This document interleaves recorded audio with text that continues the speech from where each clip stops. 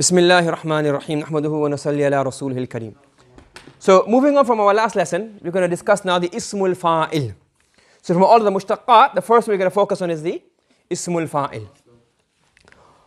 The Ism al-Fa'il is an active participle. What does that mean?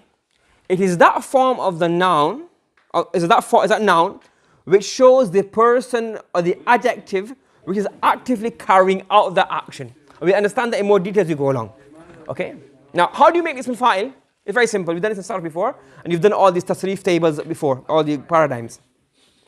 If it's 3-letter words, how do you make it? Which pattern? Fa'ilun. So from Sami'a you get what? Sami'un. Fatah you get Fatihun. Very simple. We've done this before. Okay? For Salaha you get Salihun, pious. If the word is made up of more than 3 letters, meaning there's more than 3 root letters, what do? You get the fa'il mudari'.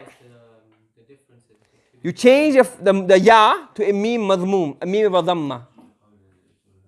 And then you give a second last letter kasra, if it doesn't have one already. It would, but.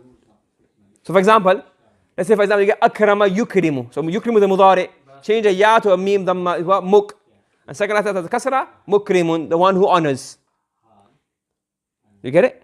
So baraka yubariku, a believer, amana yu'minu. Get the mudari yu'minu, change a ya to a mim, becomes what?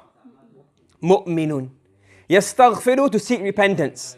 Change a ya to a mim madhmoom, mustaghfirun, the one who seeks repentance. What's the point of the Ism al-Fa'il? It's going to come up now. Okay? So yu'minu, you get mu'minun. Now, what's the question, G? It doesn't turn into the Ism al-Maf'ul. No. The Ism al-Maf'ul is we discuss the next lesson, inshallah.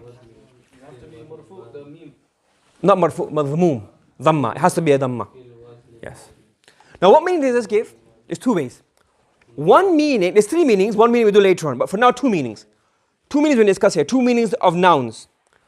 The Ism al-Fa'il, it can give the meaning of the person who is carrying out the action. It's similar to the ER, OR or AR endings. For example, run. So for run, the person who does the running is called what? Runner. Swim is called a swimmer. Okay? Or the OR. For invest is the verb. The person who does the investing is called the investor. Beg is a verb. The person who does begging is called what? Beggar with an AR. So these endings are like the Ism al-Fa'il. So one purpose and one meaning of the Ism al-Fa'il is to show the person. It's a noun. It's what is it? A noun that is carrying out the action. Okay? For example, khaliq. So, fa'il. Khalaqa yakhluqu khalqan means what? To create. So, khaliq is the being that creates. Allah subhanahu wa ta'ala, the creator. That's one rule. The second way the Ism al-Fa'il can be used is an adjective way. It's an adjective. It's similar to adjectives ending in ing. For example, Creating. No, that's an adjective. Huh? Yeah, a smiling boy, a flying bird, a sinking ship. So mujtahid, hard-working boy. You get it? You following? So the Ism al-Fa'il, when you see it in a sentence, from there you will be able to derive that, is it fa'il, is it adjective meaning or is it a noun meaning? Okay, I would say for example, ra'aytu tajiran. Tajir is Ism al-Fa'il. But I saw a tajir, that means that you saw something. So it's a noun here. If you use a mawsuf sifa, you know that what? This is going to be an adjective. Is the mazid normally adjectives? No, both, same rule applies. It can be nouns or adjective depending on the context. Okay? You got it? Do you understand that? So Ism al-Fa'il is made by either fa'ilun pattern, or you replace the ya of more than 3 letters with a ya of a mim madhmoom. Correct? And in terms of usage, there are 2 usages. One usage is what?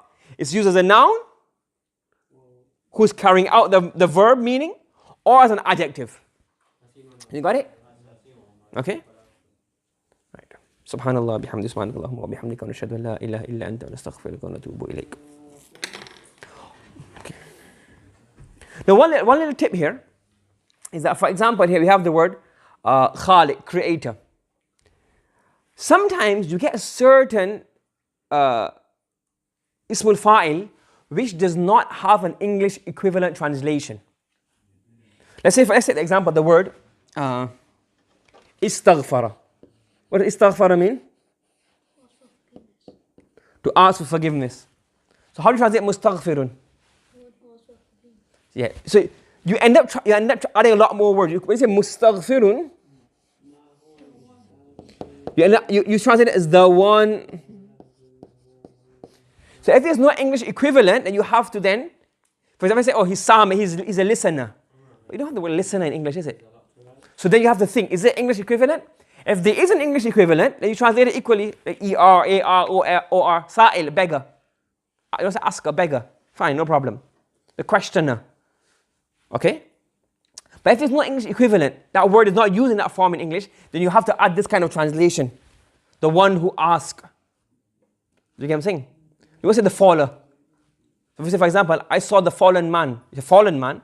But if you say, for example, it gets a certain word. When you see literature, when you start doing literature, you realize it's ism al-fa'il, but there's no English equivalent. So how do you translate it? By adding the one who. Do you understand? Okay. Subhanallah bihamdi subhanakallahumma wa bihamdika nashhadu an la ilaha illa anta wa nastaghfiruka wa natubu ilayk.